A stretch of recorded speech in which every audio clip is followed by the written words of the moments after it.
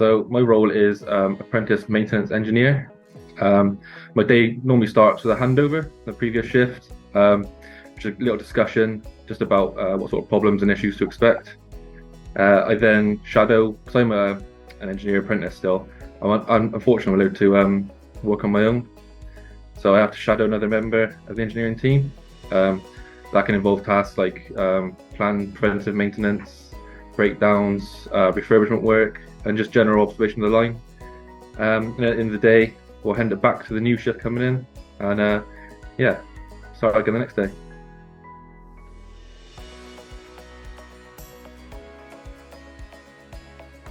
I found out through a conversation with the technical operator. I was an operator before. I worked here as an engineer, and so I had a conversation with someone who was part of the unity as well, and they pointed me in the right direction.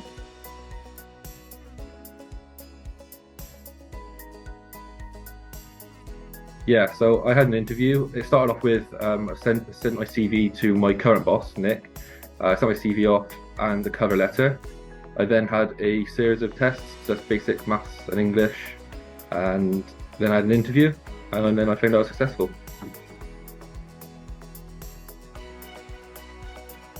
Yeah, so the only requirements were a C minimum in maths and English, which I think is a 5 now in today's system.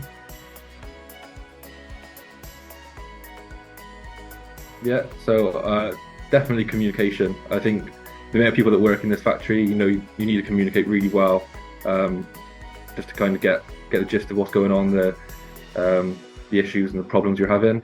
I think communication is a big one. General things like fault finding.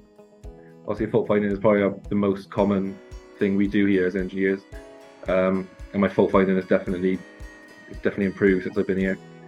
And just changing the thought process, thinking about how the system works from start to finish, things like that. I think those sort of skills, that's what you need to be an engineer somewhere like this.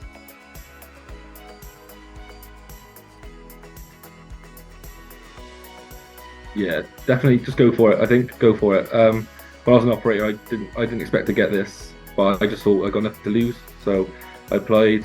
And yeah, work hard, get your GCSEs, and yeah, go for it.